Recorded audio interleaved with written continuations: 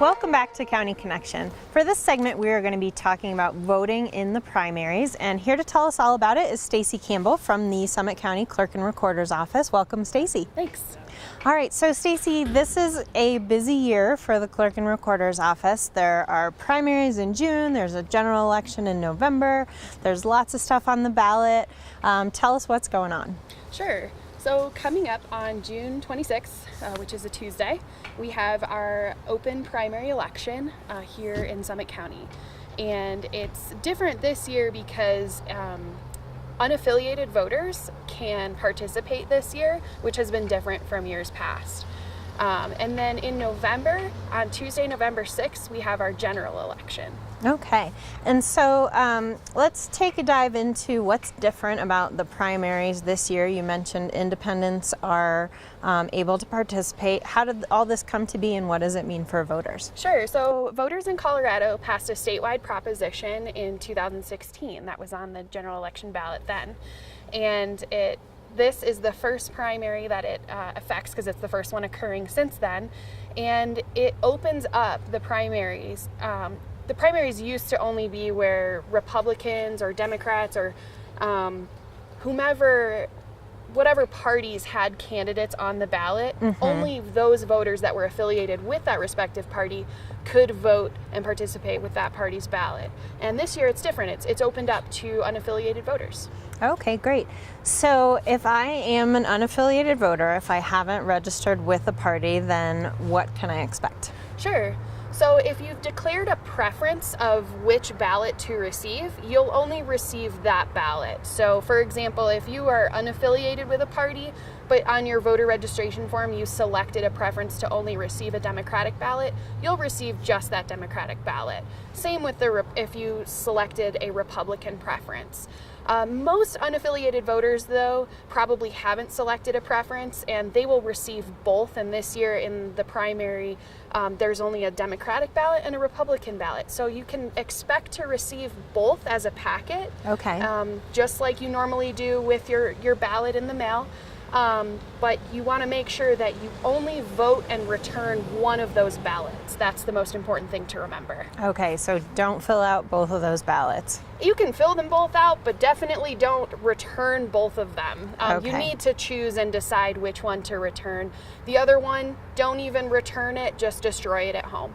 Okay, and then because the consequence then, if you do fill out both ballots and return them, then what happens? Sure, unfortunately, neither one of them would count. Okay. That would be the result. So it's definitely really important to make sure that unaffiliated voters are only selecting, voting, and returning one ballot.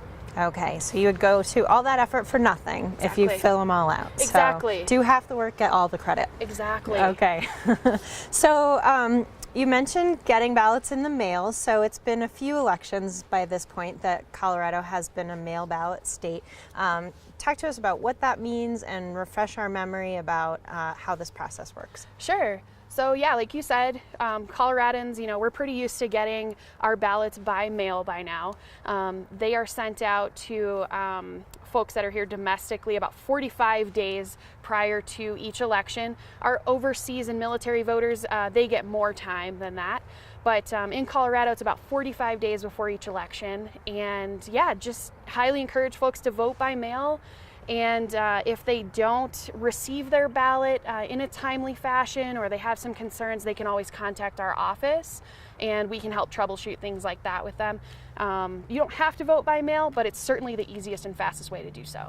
Okay, and so folks should expect to receive their ballots in the mail by around what date? They actually went out on Monday, June 4th. Okay. We do have confirmation that they did go out in the mail through our print vendor. And yeah, I would say, give it a few days to receive them up here to our P.O. boxes or, our mailing addresses up here. But, maybe even give it a week. If you don't see your ballot, by the following Monday, I would say, yeah, go ahead and give our office a call and we can look into that for you. All right, fantastic. And so once people do receive their ballots and fill them out as they wish, then what are their options in terms of getting those ballots back to your office? Sure. What I love about voting in Colorado is that there are so many different ways to return your ballot. You can place a stamp on it and just send it in the mail to us. It's already pre-addressed for each voter on the actual envelope itself.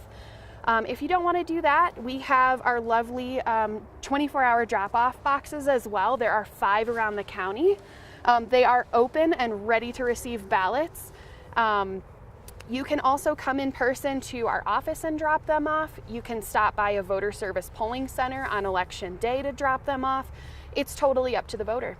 All right, fantastic. And then for folks who are going to put some postage on that and then send it in the mail back to your office, they have to keep in mind that that's not a prepaid envelope, and they need to purchase their own postage for that to make it to you. Yes, excellent point. All it takes is a regular stamp. Okay. So if you just have one of those forever stamps hanging out in a drawer somewhere in your house, you can just slap one of those on and that's enough.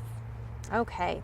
And so, and these babies right here, they are open once it's election season. They're open 24 hours a day. And we do have some security cameras. There's one right up there. Yes. So that we know they're safe and secure. Yes. And our ballots are definitely going to make it to the right place. And these are open 24 hours a day. So if you want to vote at 3 in the morning, you can. Right there. All right. And then let's see. So locations for these. Sure. We're here at the County Commons in Frisco. Where else can Yes. people go? People can also go to the North Branch Library in Silverthorne. It's right in the parking lot there as you were walking into the front entrance. You could also go to Dillon Town Hall, has one right in front of their front entrance. You could also go to Frisco Town Hall here in Frisco. They also have one. It's inside the foyer, inside one of their entrances there. You can also go to the Old County Courthouse where our office is located. There's one right in the north parking lot there as well. So you don't even have to walk up those steps if you don't want to. Excellent. So it sounds like, I mean, in terms of making it easy to vote and really getting the highest level of participation possible, that Colorado is kind of leading the way in the country. Would you say that's true? I would certainly say that we are, without having any sort of numbers or stats in front of me, that we're certainly on the forefront of that, with especially automatically sending voters ballots in the mail. You don't have to wait in a big long line only on one day to vote. There's also in-person early voting if people do prefer to vote in person, starting Monday, June 18th at the Old County Courthouse in Breckenridge. That's our only early voting location. So yeah, I mean, Colorado and the county clerks do a fantastic job of trying to reach everybody. Excellent. And so for people who want to kind of check out all these details and all the options about where and when and how, where can they find that info? Sure. 2 great websites. The first one to check on your voter registration and see, what party you're affiliated with, what your mailing address is, things like that. I would definitely direct folks to govotecolorado.com. That is the Secretary of State's website, and you can, if you have like your driver's license handy, you can look up your own information. The second website that I would highly recommend that's more localized to Summit County is in fact on our website, summitcountyco.gov/vote, and that will get you right to the Summit County Elections Department. Okay, so you talked about registration and checking that on the state website, and so what are some of the dates and timeframes people should be aware of in terms of registering, affiliating with a party, that kind of stuff? Sure. So affiliating with a party prior to this primary was a lot more, I don't want to say important, but maybe a significant date in the sense that, unaffiliated voters couldn't participate in the primaries in the past.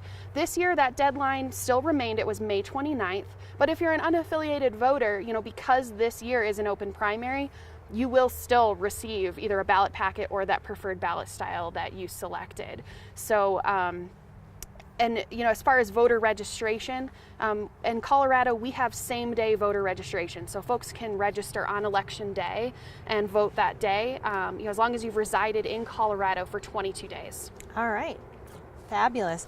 Let's see, have we covered all the bases here today, Stacy, about this primary election and how to participate? I think we have, and if anybody still has any outlying questions, they can definitely call our office.